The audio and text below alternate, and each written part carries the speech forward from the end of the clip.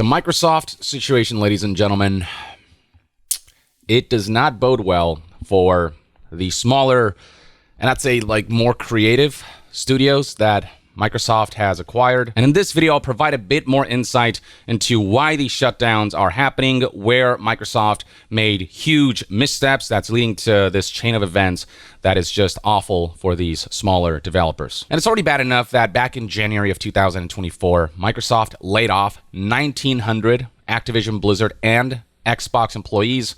And now to see Bethesda Studios hit through the shutdown of Tango Gameworks, who delivered one of the best games of 2023 in the form of Hi-Fi Rush, combined with beloved IPs like The Evil Within and with IPs that people appreciate like Ghostwire Tokyo. That one especially hurts, especially after the following assessment from Microsoft executive Aaron Greenberg, who said that Hi-Fi Rush was a breakout hit for us and our players in all key measurements and expectations, and how they couldn't be happier with what Tango Gameworks delivered. We're talking about a game that, per Hi-Fi Rush's official Twitter page, over 3 million players checked out, played, and enjoyed. That's a pretty good figure. Now, you want to know about some fucking bullshit?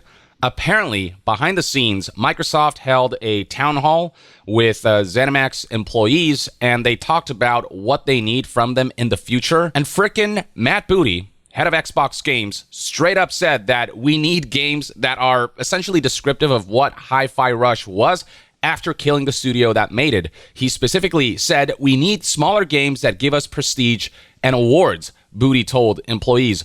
Bro, make it make sense. That is precisely what Tango Gameworks delivered with Hi-Fi Rush, a smaller game that gave them prestige and awards. And the BAFTA goes to Hi-Fi Rush.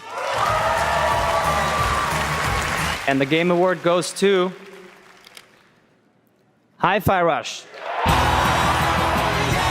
So your logic is to shut the studio down and say, why don't we have the thing that the studio delivered? Now, some people have been trying to make the argument that Hi-Fi Rush isn't a small game because it was 4 years in development and other reasons. But as Dreambum here pointed out, Hi-Fi Rush was prototyped with only Johannes and a single programmer for a year out of the 4 that it was in development. And then beyond that, it wasn't made by an army of people. It was made by a smaller scale team for a long time until the final sprint while the staff were wrapping up Ghostwire Tokyo. The idiocy of this self-contradiction I will never comprehend, and they've just completely butchered one of the best up-and-comers. I think if they would have nurtured Tango Gameworks one day, they would have delivered something amazing. With every new entry, they were pushing the boundaries of creativity and making awesome games.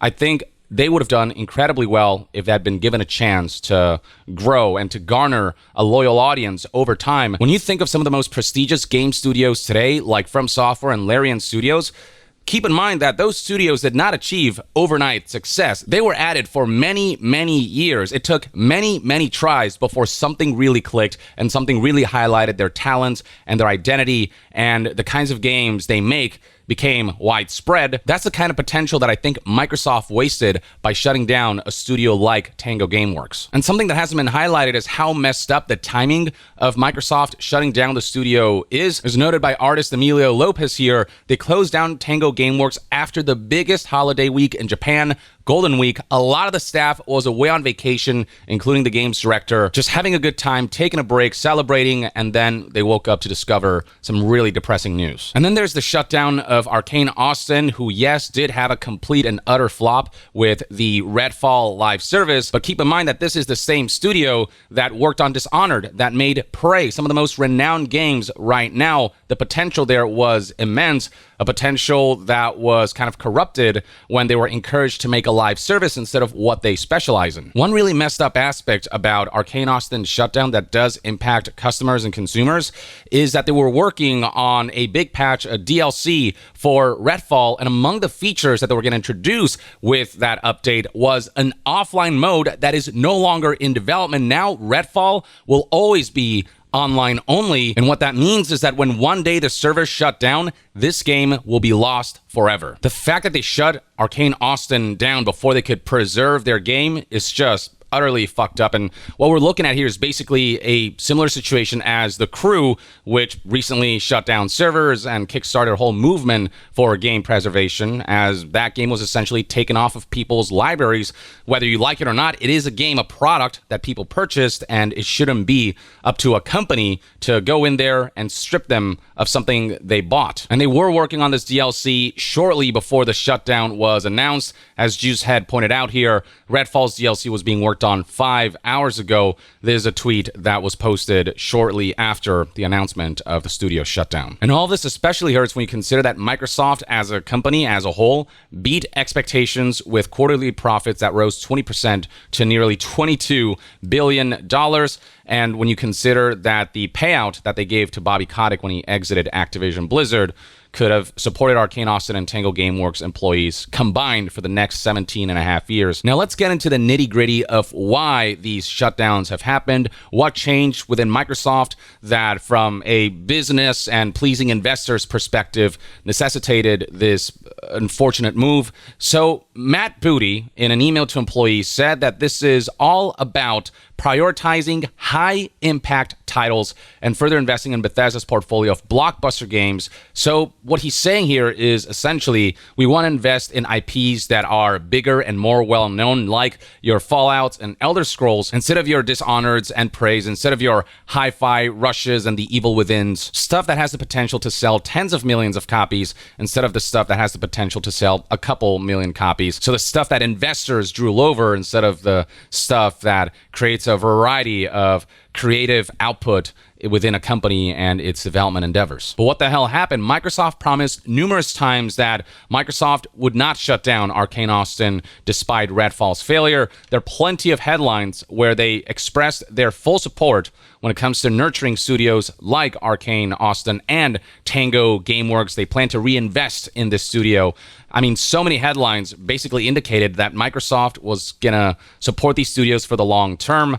Phil Spencer assured their safety numerous times throughout the past year. As you can see, all these quotes and headlines and bits and pieces that he's spoken, like this bit right here from Kind of Funny back in May of 2024, when he said that one thing I won't do is push against creative aspirations of our teams. And now executives are saying we want to focus on high impact titles, the stuff that sells tens of millions instead of the stuff that pushes creativity and that will allow us to nurture these studios. This clip right here is especially embarrassing when they said that we looked back at the shutdown of Lionhead back in 2016 and we want to learn from that and we don't want to repeat history, and it's about serving developers instead of forcing developers to serve our financial needs. And again, they adamantly express that they're all about nurturing studios. But now I imagine that every developer under the Microsoft and Xbox umbrella is afraid for their studio, for their livelihoods, because if Hi-Fi Rush isn't enough to keep a studio alive, then nothing is. We're talking about a game that did well enough commercially, a game that gained critical acclaim and tons of awards. So what is enough? None of this is enough. Whether it's a good game, a profitable game, a viral game, a big publisher, small publisher, a big team, small team, rich parent company, ethical parent company, whatever it is, it feels like there's no safety here. Every developer now has to work with the uncertainty that even if they do an incredible job, it might still not be enough for the corporate suits. So why wasn't Hi-Fi Rush enough despite its decent enough commercial performance and its critical success and its critical acclaim?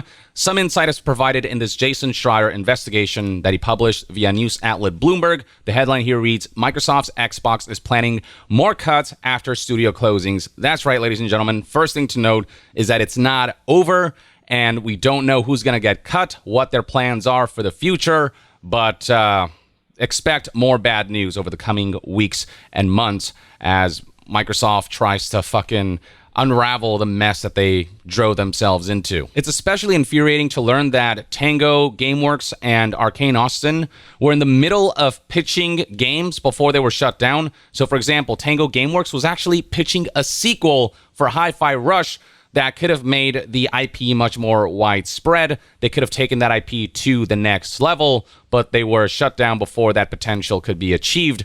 And then beyond that, you've got Arcane Austin, who are working and pitching a new single-player immersive sim game, the stuff that they specialize in, not a live service, that's akin to some of the best work they've ever done, akin to something like the Dishonored series. This is the kind of stuff that Phil Spencer promised they would foster and nurture and take care of and encourage.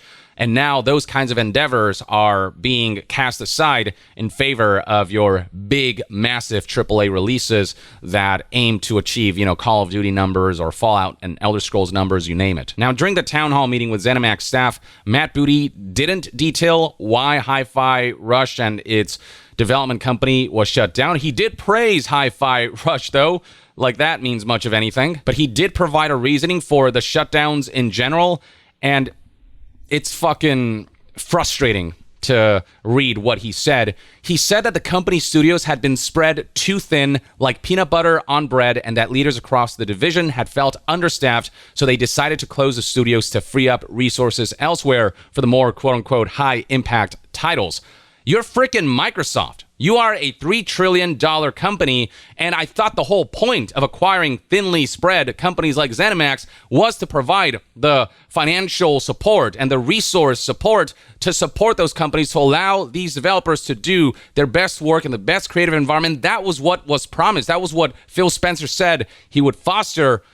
And to see what's happening right now, it makes it impossible to trust anything Phil Spencer says ever again. It's impossible to trust any of Microsoft and Xbox's chivalrous goals that they present during their streams and presentations. It's impossible to trust Xbox and Microsoft, period, with this kind of handling of beloved game studios. Adding further to that, Jill Braff, head of ZeniMax Studios, said in the town hall that it's hard to support 9 studios all across the world with a lean central team with an ever-growing plate of things to do. I think we were about to topple over. Journalist Imran Khan put the bafflement surrounding this statement aptly via this tweet that reads, "What a wild answer. They spent years telling us their acquisitions were specifically because they could afford the time, money, and security to operate all these studios. Instead, when push came to slightly more push, they cut as fast as possible and renege on their promises and utterly blindside people whose livelihoods are dependent on these studios and people who really loved making games at these studios and who could have been highly successful had their ventures been given more of a chance and more of a long-term journey instead of cutting their potential short." Now, the cause of how all of this has been playing out at Microsoft and Xbox is twofold. You've got the gamble that Microsoft and Xbox put on Xbox Game Pass that is not panning out how they wanted, and the massive $70 billion, or to be more specific, $69 billion, nice, acquisition of Activision Blizzard that they need a return on investment on. They were hoping that Xbox Game Pass would keep growing steadily and could eventually make up for that $70 billion void. But Xbox Game Pass, the growth of subscriptions has slowed down to a halt, and that is causing Microsoft to put more scrutiny on Xbox in their need to cut back in certain respects and put their focus more on those high-impact titles. As Matt Piscatella, games industry analyst, pointed out, video game subscription spending in the US has been flat to low single-digit growth since the middle of 2021. In 3 years, Xbox Game Pass hasn't grown anywhere near enough to be a good enough return on investment for Microsoft's spending spree, irresponsible, reckless spending spree that they went on without fully understanding what the hell they were doing. All of a sudden, they're spread too thin and they don't have enough resources to manage all of these studios.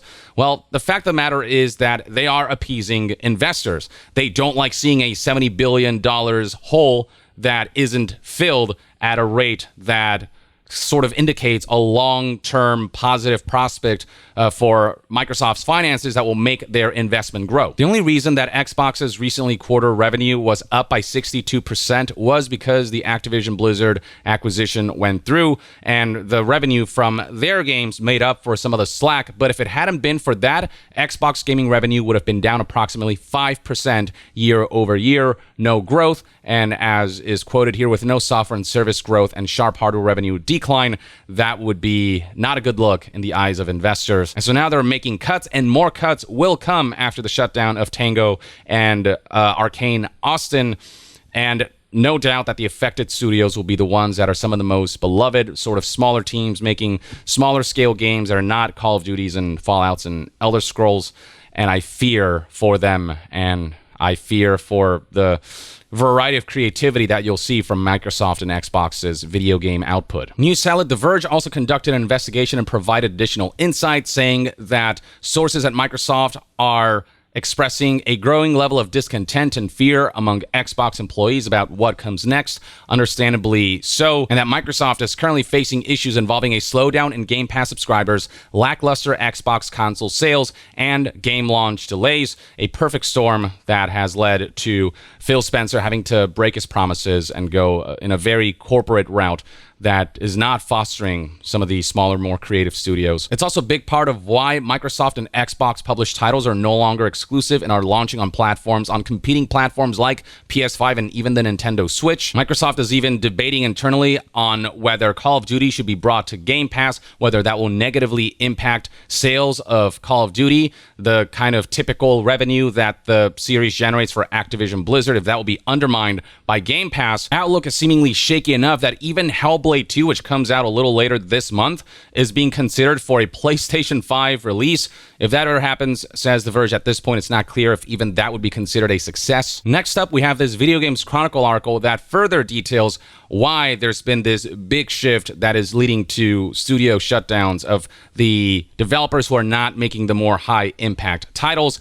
It has to do with the floor of what is successful now being raised by the fact that Activision Blizzard was a $70 billion acquisition. As Video Games Chronicle puts it here aptly, after the Activision Blizzard buyout was completed on October 13th last year, Xbox became a fundamentally different and larger company operating on a different scale than before. And at that level, when you've sunk $70 billion, the level that one has to achieve to be considered successful rises with the growth of the company. And so what was successful before for Hi-Fi Rush suddenly isn't successful now. This paragraph also paints a really good picture. The problem Microsoft faces, and it was one entirely of its own making, is that it now owns a string of studios working on games that, when compared to Activision Blizzard's titles, will barely move the needle in terms of revenue growth. Hi-Fi Rush's 3 million players comes nowhere close to what Call of Duty can achieve, and now Call of Duty is sort of the new gold standard for what's successful, and so now Hi-Fi Rush, by comparison, looks like it did awful and poorly and isn't bringing enough revenue to make up for the fact that now Microsoft has to operate Activision Blizzard, this massive company, alongside the other acquisitions. So that's a huge expense that Microsoft now has to make up for, not only in terms of the $70 billion that they spent, but also maintaining Activision Blizzard. That's something like Hi-Fi Rush can't contribute to enough.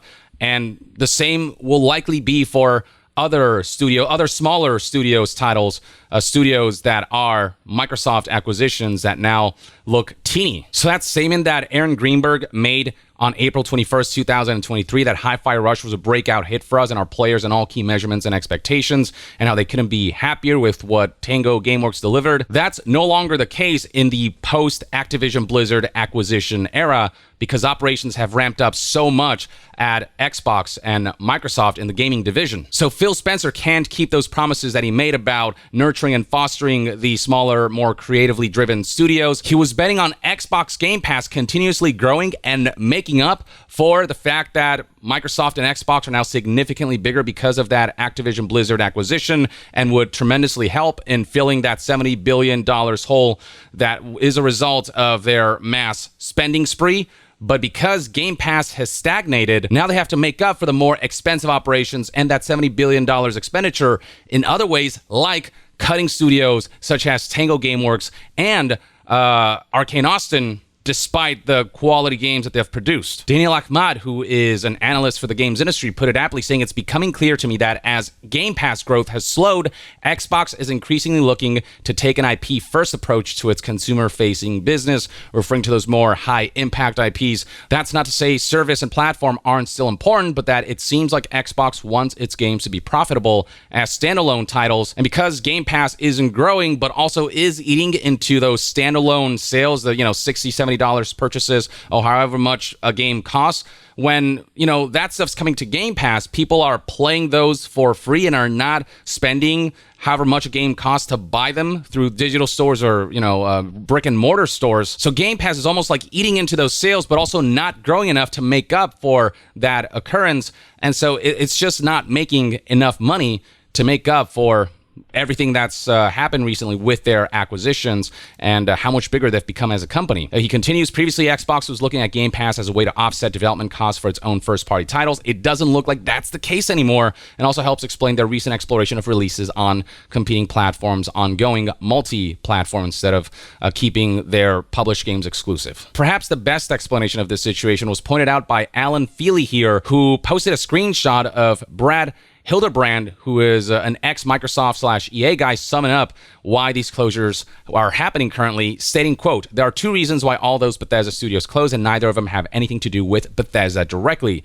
Game Pass and Activision Blizzard acquisition. The biggest paradox with Game Pass is that basically every game that launches on the service badly misses its sales goals because it eats into those sales, as people can just play them through Game Pass and not have to buy them separately. Makes sense though. Why pay full price to buy a game when you can play it for quote unquote free as part of your subscription? This is accounted for somewhat by attributing portions of revenue to top performing Game Pass games every month, but there are factors working against games, namely the fact that most games don't stay at the top of the chart for more than a month or two, and also that Game Pass growth has stagnated. Again, we're talking about single-digit percentage growth over the last few years. So games like Hi-Fi Rush, which is incredible, mind you, gets a very small bump in revenue from being the hot Game Pass game for a month, then it falls off a cliff when everyone moves on to the next thing. Poor Redfall had it even worse since it launched so rough, it never had a chance. This system was fine for a while when Game Pass was growing like gangbusters, but now it's slowed way down, and the amount of revenue it's attributing to games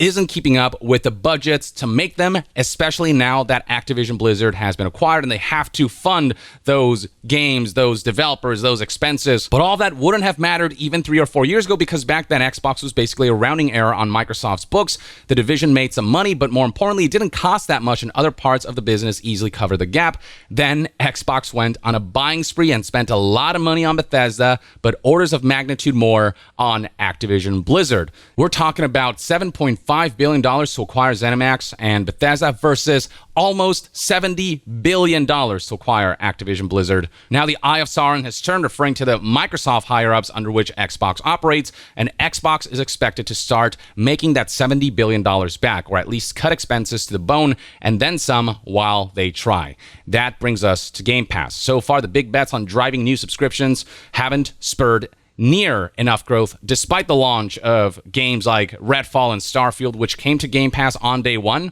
and there's not much on the horizon that is likely to restart the momentum. The best bet is Call of Duty, but do you really risk the guaranteed sales revenue that franchise brings by putting it on Game Pass on day one and potentially lose massive sales? I don't know what the plans are. Microsoft and Xbox are still debating that aspect, as other investigative reports have put out there. But either you put it on Game Pass and lose money, or you don't, and the subscribers revolt because they think that's what they signed up for. So they have put themselves between a rock and a hard place.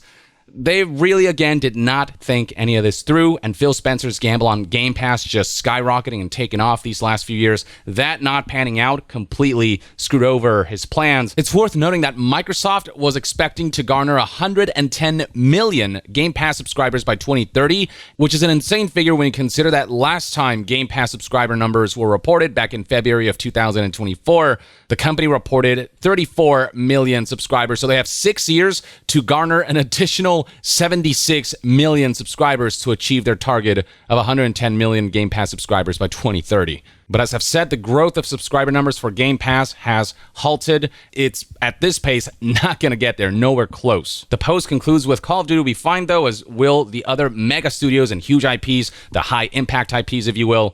But you're seeing the impact. All those smaller studios making really interesting games are going to fall away, simply because as good as games like Hi-Fi Rush are, they're never going to make enough money to make up that $70 billion dent and hole that Xbox now has to dig itself out of. This, I think, paints a really clear picture for what's going on behind the scenes. You know who else is contributing to the discussion? Former PlayStation head Sean Layden, who at one point actually pointed out that for Game Pass to be viable, it has to have 500 million subscribers, or at the very least growing to that point. And he got a lot of flack for that, but maybe he had a point. And now we're seeing the repercussions of Game Pass's slowing subscriber numbers. Yeah, look, Phil Spencer, again, as I've said before, I don't see him as like the mustache twirling villain of an executive. I think his heart is in the right place. He wanted to make it work, but results are results. He didn't make it work. And so there is an argument out there that it's time to stop giving Xbox boss Phil Spencer a pass. Is he as bad as Don Matrick? No, but that's a pretty low bar. And with all of the delays and mishandling of studios and broken promises and just his endeavor surrounding Game Pass not panning out, and it costing really renowned game studios like Tango Gameworks and Arcane Austin, like, yeah, I agree. It's impossible to give him a pass at this point. Even if former Blizzard president Mike Ybarra is more worried about Phil Spencer's feelings and how this hurts him as much as anyone else, just the freaking audacity to put a statement like this out there amidst the current circumstances when Phil Spencer is going to be fine as a multi-millionaire executive versus the people who are losing their livelihoods, their jobs, their family that was these game studios and their creative outlet. Sentiments surrounding Phil Spencer's leadership amidst this situation have soured enough that people have decided to do things like nuke Phil Spencer's camp in Fallout 76, which is being talked about significantly. There's clips of this, like this is a real occurrence. But more than anything, look at all these Xbox game studios, and we have to wonder how many of these will survive. We can already X out Tango Gameworks here, Arcane Austin, we can X out. People are fearing for Machine Games. Alpha Dog Games is out. Roundhouse Studios is out.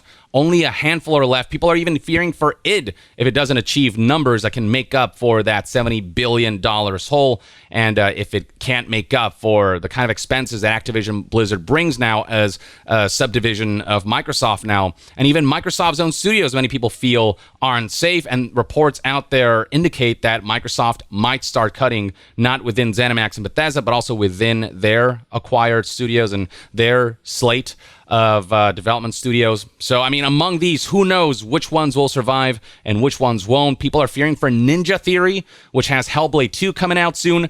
I don't suspect that that game is going to make a dent in terms of making up for the $70 billion. So what's going to happen to Ninja Theory when those numbers aren't Call of Duty numbers, which they won't be, especially with the lack of marketing surrounding Hellblade 2 compared to other games? Obsidian, we love their games, but their games don't sell Elder Scrolls and Fallout level or Call of Duty level. What's going to happen to Obsidian? What's going to happen to a bunch of these? The Initiative, In Exile, you name it. Another one that people are fearing for is Double Fine, makers of Psychonauts 2, one of the best games of that year, but it didn't deliver numbers that Microsoft executives would like amidst their, mass spending spree. So there's a good chance that these might shut down as well. And these are some of the best, most creative studios around. There's also a concern that a lot of these Xbox published projects seem to be going through troubled development, whether it's Perfect Dark reportedly being in a very rough state, or State of Decay 3 experiencing a troubled development, or Fable's development being slow due to Playground's inexperience with RPGs, or Everwild being restarted from scratch back in 2021, with Rare now aiming for a 2024 release. You've got details surrounding Avowed and how it was rebooted at some point. You've got Contraband, which has been internally delayed by a year based on this report from May 2023. This is Avalanche Studios' upcoming game. It just feels like it's one thing after another, which raises further concerns about these studios and these projects and just Microsoft and Xbox's future in the gaming division. In purchasing Activision Blizzard, in placing the wrong bets and gambles on Game Pass's growth, they have put many of these studios at risk and in palpable, tangible danger. I would agree with this sentiment and potential prediction that Microsoft may very well become an IP graveyard. And that, ladies and gentlemen, is the latest update on this situation and more insight into what's going on behind the scenes, why all of this is happening. Microsoft shot themselves in the foot, in the nuts, and completely put themselves, again, between a rock and a hard place, and have made some really poor, reckless, irresponsible decisions that is putting many beloved studios in danger, many livelihoods at risk. And it really does make my blood boil. Like, I've not had this little faith in Microsoft and Xbox and their handling of their video games division in a long time. Or at the very least, that's one man's take. Let me know in the comments below what your thoughts and opinions are on this latest information surrounding the Microsoft and Xbox making cuts situation amidst the lack of growth for Game Pass and the Activision Blizzard mass spending spree. And to be further updated on all things gaming news, reviews, and discussions, stay tuned right here on Young Yeah. I'll see you guys next time. Young out.